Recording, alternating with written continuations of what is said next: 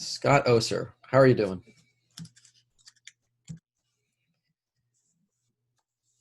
Now that I am unmuted, I am doing all right. Right, there you go. You're unmuted. We can hear you. All is right in the world. Well, at least that Yeah. is right in the world. The rest of the world, I have no clue. So let's just get started talking, because I feel very isolated here. So let's have some discussions about stuff. So how are things membership wise? Any word on the street there, Scott? What I'm hearing right now is everybody is still trying to figure out what to do with dues for 2021. And now that for everybody that is coming up on those year-end renewal times or for 2021, starting with January, if you're on a calendar year, Yep. everybody's trying to figure out what to do, raise dues, not raise dues, all that fun stuff. Right. I mean, and the other piece is how do you project for next year? You know, I had a conversation with somebody this morning who was like, hey, you guys are doing a recruitment campaign, because Kevin, who's not on the call today, and I are actually doing a campaign for them for recruitment. And he's like, hey, can you just let me know, which we always do anyways, let me know how it compared to the last one, because he's going to sort of try to use that as a basis for what he thinks may happen in the renewal world. Because if recruitment's down, it means retention's going to be down as well. You just don't know how much. Right. Right. Well, and that's our position. We're on a calendar year basis. We're going to be starting to, ask for renewals very soon. We're looking at, trying to figure out how we're going to recruit for the remainder of the year and into 2021. Hi, Cynthia. And and projecting, yeah, it's budget time, it's projections time, and we're looking at past data, but what is that? It's very interesting, because in the food industry, they're having a banner year. It's been fantastic. Well, our dues are based on their sales. So, what is it going to be a banner year for us, or are we going to adjust things to just knowing that that's a very unusual, an anomaly that probably will very unlikely to happen again. So, we don't want to overdo it in 2021. And yet we know that 2022 might be looking really weird compared to what's happening. So we're having a spike one way or the other. Maybe you have a peak or a valley, depending on your organization. It's, how do you compensate for that, or do you, I guess is the question. Yeah, I mean, I'd love to hear what everybody else is thinking too, because I think that it's it's a crapshoot in so many ways. I think if you have rolling renewals, you already got some insight into what's going on. So that's helpful. But if you are on that January 1 start and stop, January 1, December 31, who knows? Unless you started renewals already, which is early, you don't have even a peek behind that curtain to see what's going on. Yeah. I saw some head nods on the rolling renewals. Leanne? Sharon, anyone want to? No, we don't have rolling renewals. Oh, no, you don't? But Scott, to your point, I think if you have a January start, you better have an idea at this point. You better have been talking to your members by now. It should not come as a shock to you in November 1 that there might be a problem. You should already have some idea from your biggest, most engaged members, whatever it is, about what might happen. We have our year starts September 1. It's trade association. So I ran some scenarios. It's for banking with the American Bankers Association. And we estimated really low for dues revenue this year. We assumed a worse scenario than we might have assumed. But for banks, I don't think it's going to hit till the next year. So right now the banks are in pretty good shape, and we're doing well. I mean, we get the first, I'm at 80% of our dues, and we dropped the invoices last week of June. So we get 80% of our money in the first 8 weeks or so. And I'm not as concerned with this year. It's next year, I think we might start seeing the fallout from banks. So does your early data, Leanne, show any difference in response to those first notices that you sent out compared to previous years? We've already dropped the second ones, and we're tracking almost dead on to where we were last year.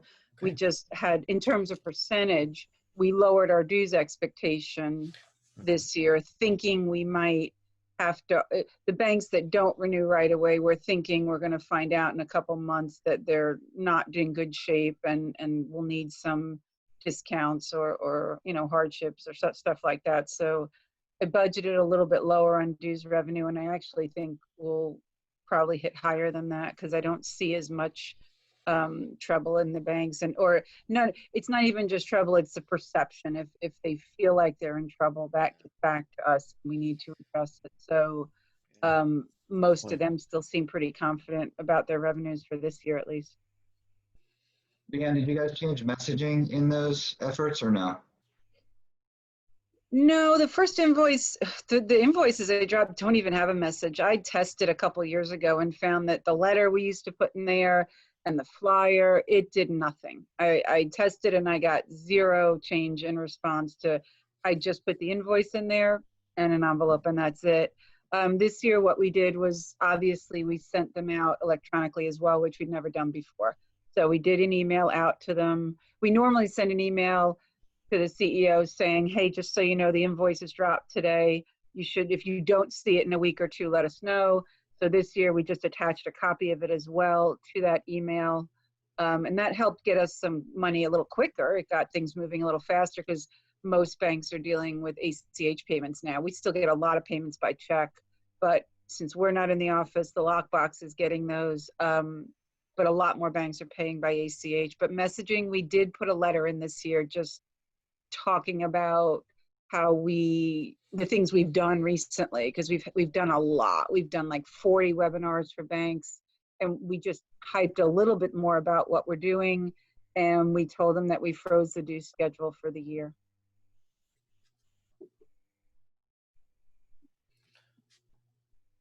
Well, I think that's pretty smart to be. If any year you want to be conservative, that it would be this year, at least in your projections. I'm not talking about election time, maybe.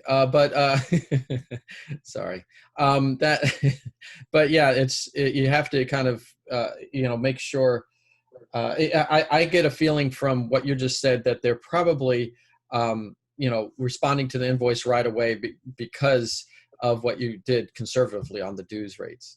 Basically, kept them low. Is that well, what you're a number saying? of them still saw their dues increase because it's based on their assets. So if their assets grew one year to the next, and they did, 99%, 85% of the banks grew. So a number of them, they all did see increases in their dues, but we kept the schedule itself stable so that the increase was only based on whether or not they got bigger. Okay, got it. How about anyone else? Anyone on enrolling renewal? Have anniversary dates monthly or? Or anniversary. In the first few months were fine. Our members, individual member organization, and our members are medical writers, so they're pretty busy.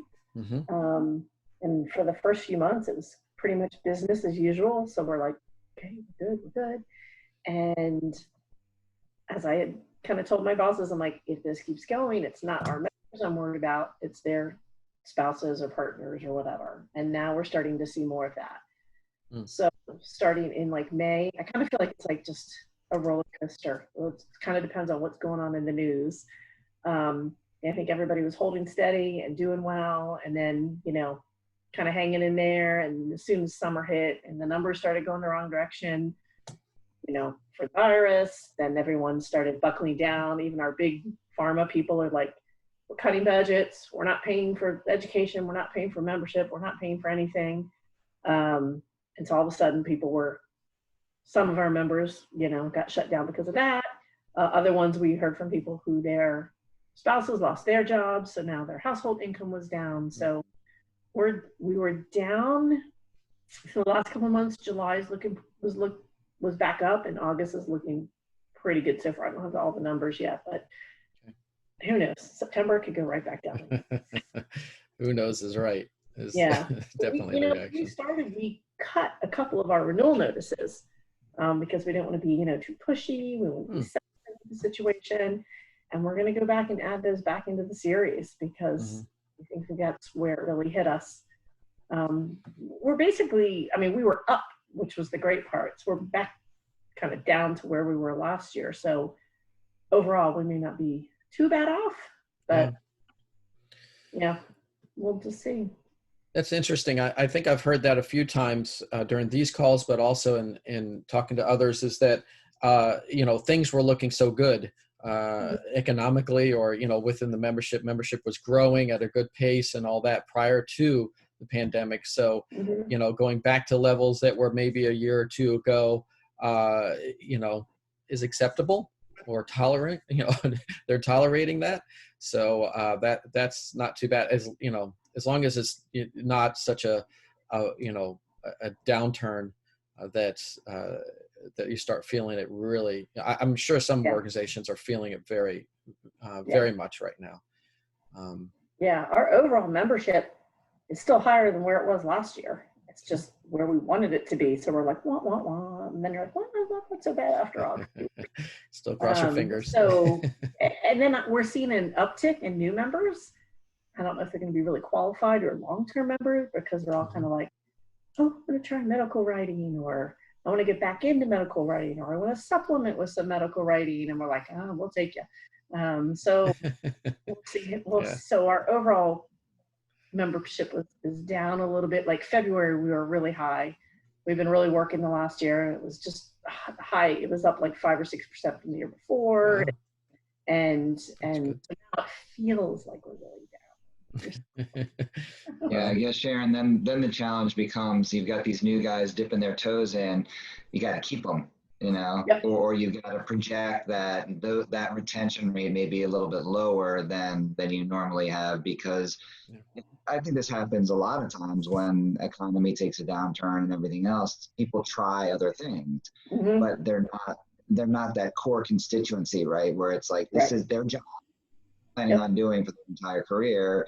And I think we saw a lot of this when things were good, when in the real estate market, right? It's like, hey, become a realtor, because everybody's buying houses right now, so become a realtor. And I think that the Realty Association saw a big uptick for a while. They went to core people. So then once things went down again and it was hard to sell a house, then those people were they were in and out, and they were just done again. And so it's hopefully you can keep some of these folks and give them some value so that they stay. Yeah, we actually always experience that issue, because we have a lot of people who are like, I love to write, I'll become a medical writer. And they don't realize how hard it is, or I'm a physician, so I can be a medical writer. Not necessarily. So we have a lot of people that come in and out. We've been used to that for years, and we're seeing an uptick in that again right now. So yeah, hopefully. And some people are kind of getting back, and doing it freelance. We could probably keep those people, or our expired members who have come back, that hopefully we can keep that core group of people. But we do anticipate a large number will just fall off, as they usually do. Yeah, that's when you develop content like how to be in medical writing long term, or something like that. Yeah, we haven't advanced your career, Right. So develop content that actually gives them the idea that they're going to be sticking around a while. Yeah. But we have a lot of stuff for newbies, so hopefully that will help. Yeah, that's good. How about anyone else? Someone else that wants to share their story? Yeah, what is everybody else dealing with? You guys came and joined us for a reason, so what's going on? What do you want to know? So we have members that primarily join for the benefits of education if they're going for certification or recertification. So they tend to dip in and out throughout the course of their career. I'm trying to change that.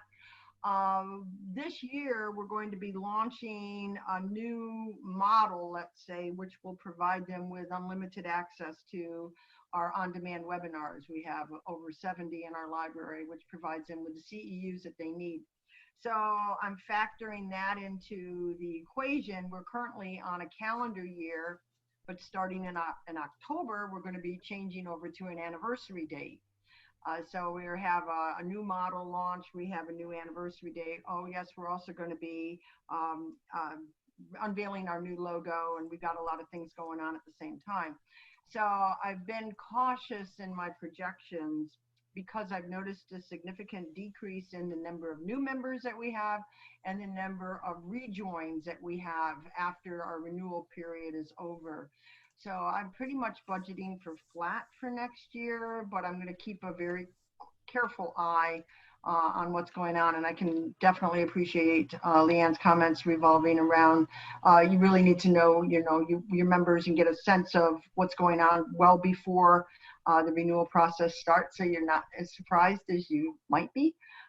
We're also going to be emailing invoices out. We haven't done that before, and print, and then we're going to be employing a third-party company to do phone calls to follow up, to not only provide people with the information on this new model, which is going to cost a little more, and our people are pretty price sensitive. So, we really have to be careful in how we position this, but also to encourage individuals to renew. So we're trying to, a variety of things, and I'll be able to tell you if I survive or not in March or April of next year.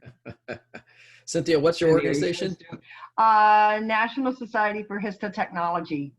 And they're in the medical field, science, and they are the ones that prepare the slides when you have a biopsy done. They do the slides for the pathologist to read. So many of them were laid off during COVID in the beginning because all of those elected surgeries were put on hold.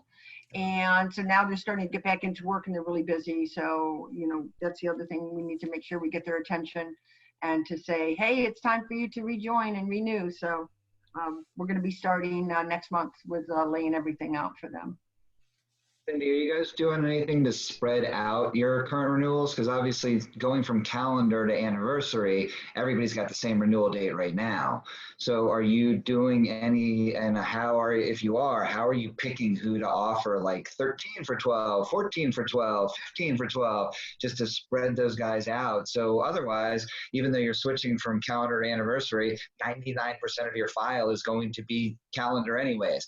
Exactly. That's a great question, Scott. And right now the plan is to not do anything, but if we see that there's a lag in the renewals, we have a 60-day grace period. So by the end of February, you're either in or out. We may implement something like that, which will help to spread out over time the individuals that would traditionally end at the end of the calendar year. But I absolutely understand what you're saying. But right now, we don't have any plans to implement that until we see where things go. Makes sense. Yeah. But that's a great idea. Yeah, well, it's just because I kind of laugh about it because you guys can switch, right? But yeah, we're all, if you just let it naturally happen, we're all going to be dead and gone by the time you guys are really on a real anniversary schedule, because 99% of your people, you're hoping that people will join in January, February, March, April, May.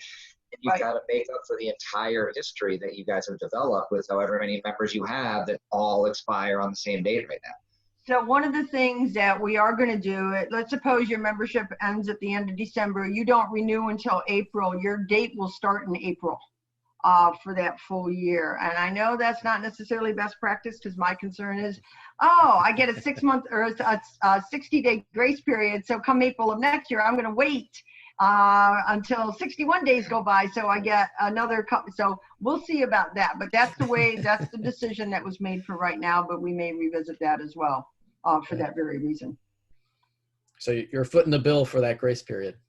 Yes, exactly. They're not footing the bill for it. Correct. Yeah, interesting. I'm going to make a note to follow up on that one like 3 years from now. Yes, yes. I'll let you know how it goes. Call Cynthia, hey, how'd that go? Yeah. I'm doing a couple of different things with clients, and one is with the private childcare providers group here in Virginia, and half of their members are closed right now. They are still in critical financial peril because of the strict regulations around the number of students that they're allowed to take in their facilities. And for many of these smaller providers, it's not enough for them to even break even financially, so they're still closed. Meanwhile, the rest of them were still trying to work with the governor's office on providing childcare for essential workers. So childcare providers are considered essential workers, but the pay process, the help from the CARES Act and others was really slow in coming. For some, it was too late. So they're struggling to even see like where the industry is at this point. So we've been doing a lot of surveying, and we called all the members to find out where they were and how they were feeling. We've held a lot of webinars that have gotten very high attendance from both members and non-members. We made it free and open to non-members as well, so that we could capture more leads and just engage them. And we also just felt civic responsibility to provide access to the decision makers in the state, so that everyone can be, on the same page. So that's, meanwhile, we're doing like a membership marketing campaign for them, three direct mail pieces, and then digital in between that, and social. So we're still early in that process. And then I have another client that is social workers in Virginia, and we've been doing a lot of segmented servicing there. So we developed some private Facebook groups for them.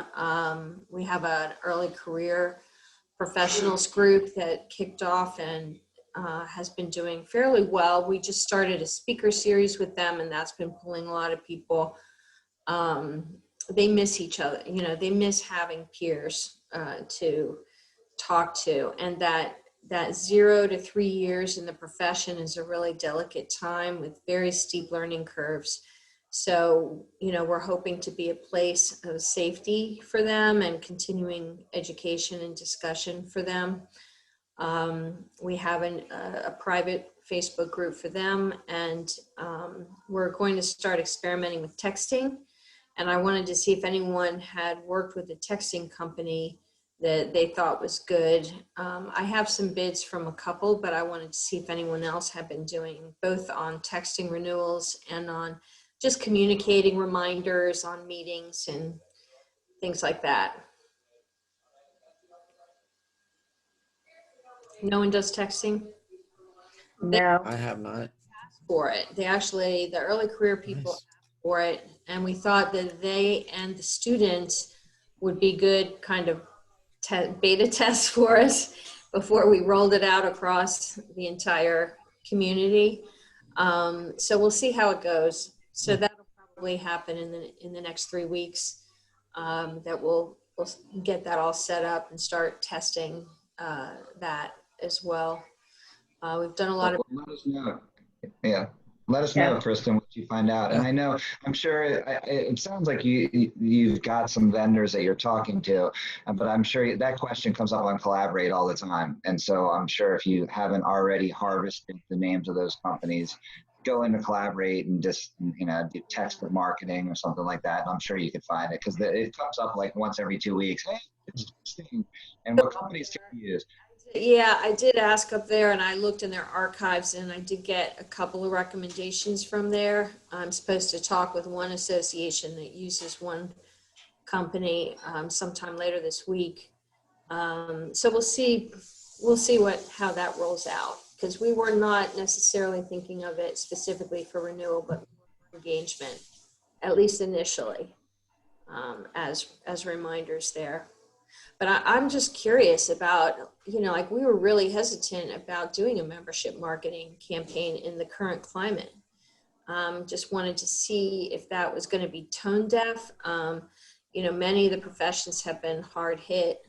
Social workers, I would say it's been up and down. I mean, there's a huge mental health crisis going on right now, because what we're finding is that our people have wait lists because their current clients want to meet more than once a week now, and they're bringing in family members that are traumatized in different ways.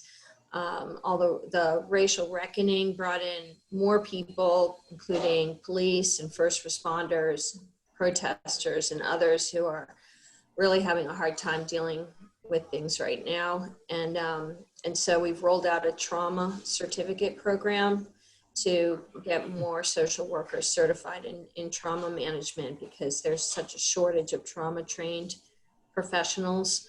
But you know, the news is introducing new trauma every 5 minutes, and the latest shootings this week, you know, like I know that we're going to hear from members that even more people are contacting them with just the severe depression, anxiety, you know, et cetera. And a lot of parents sending kids back to college and all that's going on there. I mean, we did it ourselves this week, and it is really scary, you know. So we get it that there's just very high stress, and asking them to rejoin, it seems difficult to do right now. At the same time, we're providing more services than ever. So we really need the money to be able to make sure that we're there for people in the future. Yeah, Kristen, I think it's a fine line, right? It really is. But I think that because you are, and many of us, or if not all of us, are providing so much value to our members right now, you need to look at it that way, right? It's not beating up on somebody or an organization that's already been beat down. It's providing a resource to them. Yeah, they got to pay for the resource, but it's still a resource. And maybe some of them can't, or maybe not as many of them can take advantage of it as much as they had been able to, or in the past. But you're providing value. And I think that that's really the key. It's not, we're not asking them to just buy something. You know, you're not saying, hey, buy a new car, right? Because we want you to buy a new car. No, you're providing value to them that should help them in their lives and should help them in their careers. And as long as you use that message, I don't think that there's anything wrong with doing it. I mean, I think you are still signing in, but I mentioned Kevin Horton and I are doing a recruitment campaign right now. We softened the language a little bit, and we updated the language a little bit to focus more on, here are the things that we are doing for you now in these weirdo times, without using that language, obviously. But we're going out with it. You know, we mailed just as many. We're going to do email follow-ups. We're doing it. The language is different, but this is a value to them. It's not just buy something. It's take advantage of this because there is value in it to you and your career. And so I don't think we should feel guilty about doing that. No. I think we have to, because it will help them. Yeah. I agree. Now's the time to be doing that. ASAE had 14,000 people at their annual conference a week or two ago. 9,000 of them had never been engaged with ASAE before.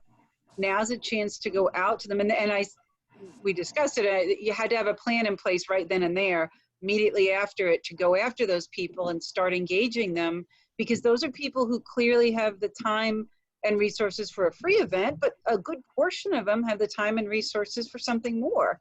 And in your case in particular, you're going to give them resources that might help them do their job better and stay sane throughout all this. And the people who can take advantage of that will. If they don't have like the financial resources now, but they're going to remember you in 6 months when they do have the financial resources. That's right. Right. Yeah. And I think that's what one of the speakers, actually one of the sessions at the ASAE was talking about, that it's, you're doing it for your profession, and you know, it could potentially pay off for you down the line. Yeah. Yeah, that's what I've been telling them, but it is uncharted territory right now. Yeah. Sure. I mean, I've been in the field for 30 years, and it's really challenging.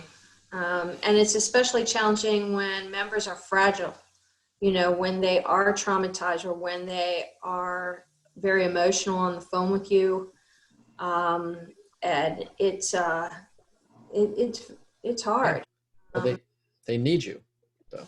That's they're on the phone with you, so they need your support. You know, what your organization does. So We've had, you know, we tried to soften our language, you know, starting in March on like renewal notices, and cut a couple because we don't want to harass. And it's hard. And we have members in so many different areas of medical writing, but it's hard because one person's like, thanks for the reminder. The other one's like, please don't harass me about renewing. And you're like, Right. doing my best, but.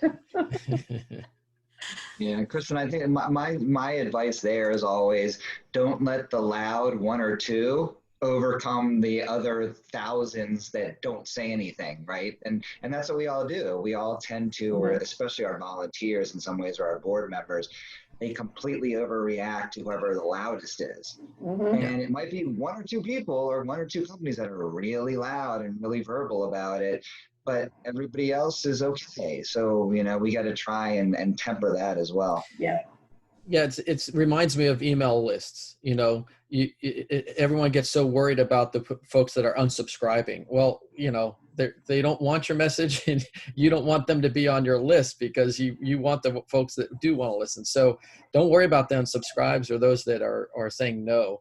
It's really the ones that are sticking around that really want you and want your message, whatever it is. So some, I don't remember where, but some webinar or something I was on was saying, yeah, unsubscribers are going up because partly people have time to just now actually hit that on. right. Instead of hitting delete, they're just getting around to unsubscribing. So don't take it too personally.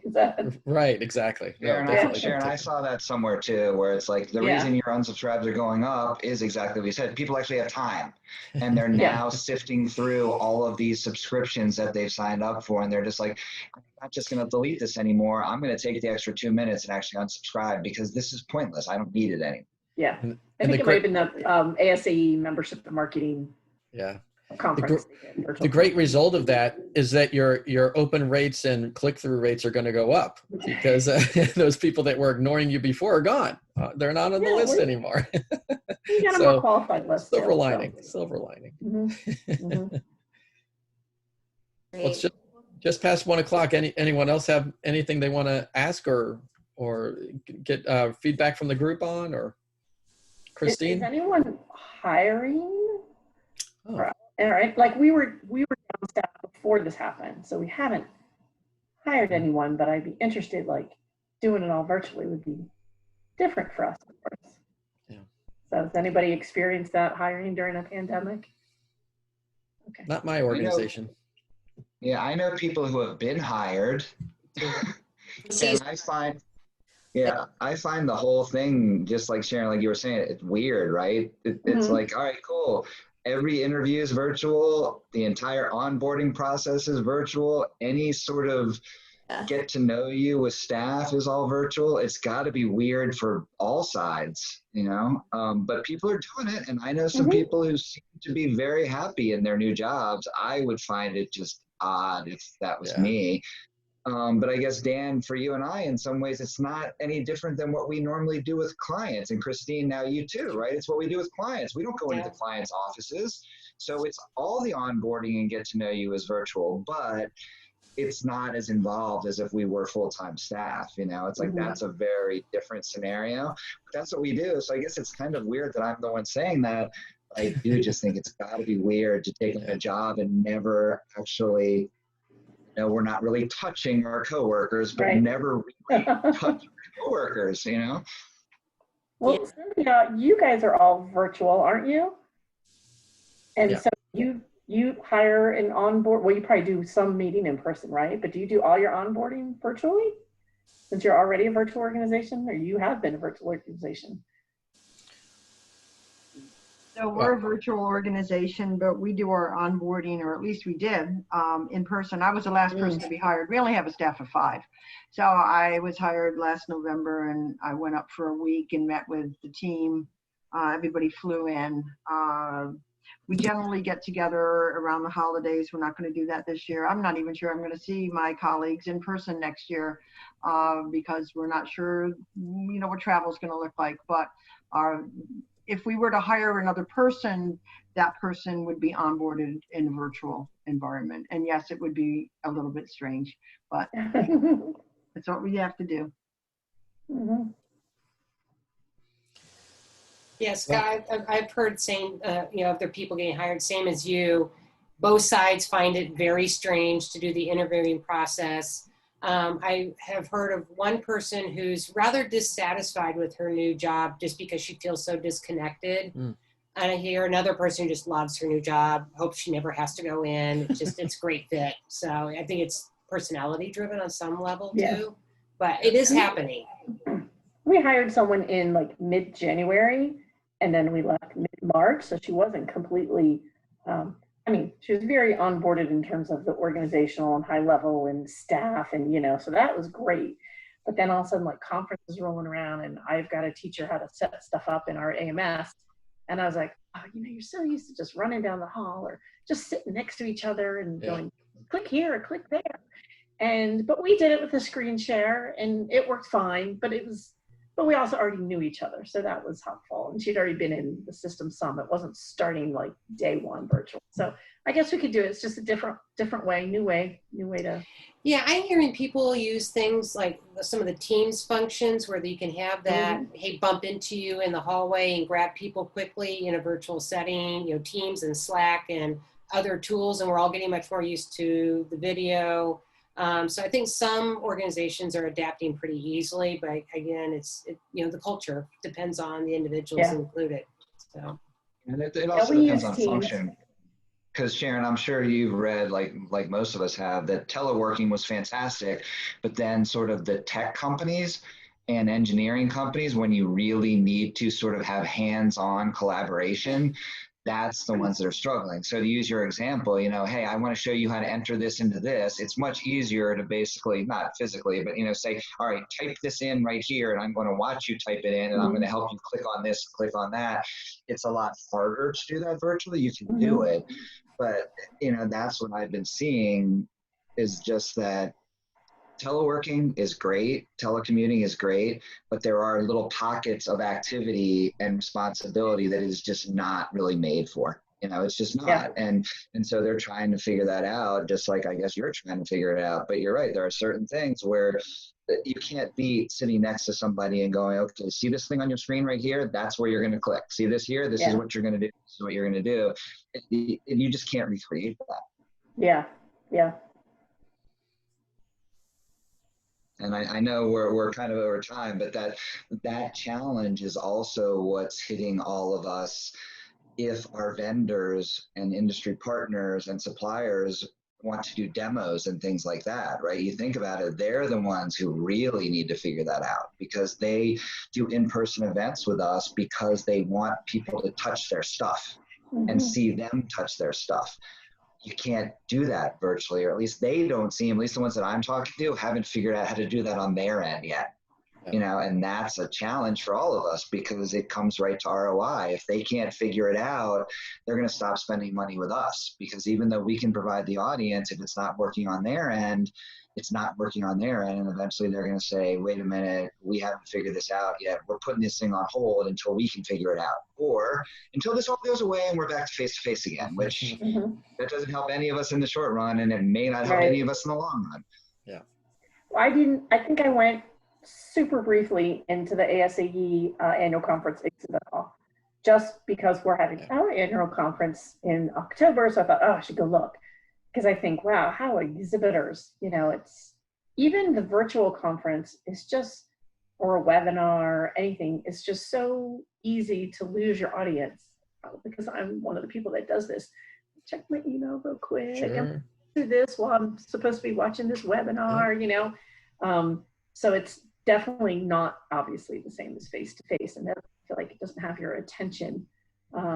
Plus to our annual conferences, it'll be much more accessible, and you can go through the end of the year, you can access everything. So you can literally attend every session at conference where you couldn't do that before because things ran concurrently. So some pluses as well. And to me, it's also been a great addition to marketing to be able to go out there and say, hey, you've been a member for years, but you haven't been to these events. This is your chance, and this is, you don't have to spend for housing and travel and all that, those other things. This is your chance to actually get at least somewhat of an experience through this and get some more value out of your membership and which, hopefully helps them understand, I need to stick around. So, there's kind of the give and take that comes with the new realities.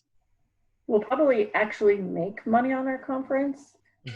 Probably make a decent amount of money because there's no food and beverage and there's no, now, travel and, the other no thing AV. that I've recommended or told especially the meeting side of folks, is that you try to find a way to make it more tangible for those virtual events.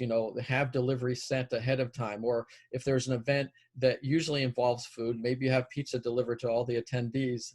I don't know how you do that, but something delivered to them to say, hey, sit back, eat your pizza along with everyone else, because everyone else is, got the same thing you did. And so it's just a way for, for you to make it a little bit more real for them, Guess we could email them Domino's gift cards or something. Just a little word of warning on that, because I almost did this. And I think we do this, unfortunately, sometimes in face-to-face events too, is do the math on how much it's going to cost to send people stuff. Yeah. We were trying to put together, the idea was originally that we were going to do like a lunch and learn, right? And we were going to send $15, $20 Grubhub gift cards to everybody. Well, if they got, let's just use an easy number, if they got 1,000 people to attend at $20, guess what that price tag is? And no sponsor was going to pay that amount. So, it's like I've seen, unfortunately, too often where somebody goes, all right, we're getting somebody to sponsor the coffee. We don't have to have the coffee for whatever this little break is. We're getting somebody to sponsor the coffee. That sponsorship is going to cost $20. All right, awesome. Well, the coffee is $10,000. So guess what you just did? You just lost yourself $10,000 by giving this value to your sponsor. Yeah. And so I did that math, like while I was getting ready to present this, I was like, you can't do that. Don't, because nobody's going to spend that money as a sponsor. So I think we're all intelligent enough to know this on that call. Yeah. But the idea is great, but just make sure that your finances can support it. Because if not, you're creating value for sponsor and value for attendee, but you're potentially costing yourself money at the same time. And I don't think any of us are in a position where we can do that. So just be careful. I think we're doing we always do these roundtable, either breakfasts or lunches. And we're doing, I think, 20 roundtables a day. I think we're doing 15 and maybe 18 people. So, you can see just like here. So I think there's like 10 in the morning, 10 in the afternoon, every day, which is way more than we normally do, So I think that'll be a good chance for people to really see each other face to face and connect as well as they can online. So hopefully, and we're not charging for those, obviously, because there's no food and beverage related to those this year. Right. So they're always super popular and they always sell out when we sell tickets. So I'm imagining they'll be popular again this year. Thanks, everybody. Really appreciate everyone attending and really it's been very valuable. I really appreciate everyone's attendance and participation. So thanks see you for the next organizing time. us. Oh, sure. We'll do it the week after Labor Day. September. You want to announce the next two? We did decide on that, didn't we? Yes. Yeah. Hold on. Sorry. And Dan will send out emails to everybody too. But at least this way you guys will have it verbal. Yeah. September 15th and 29th. 15th and 20th. Great. Okay. Thanks, everybody. Thanks all. All right. Take care, everybody. All right. Bye.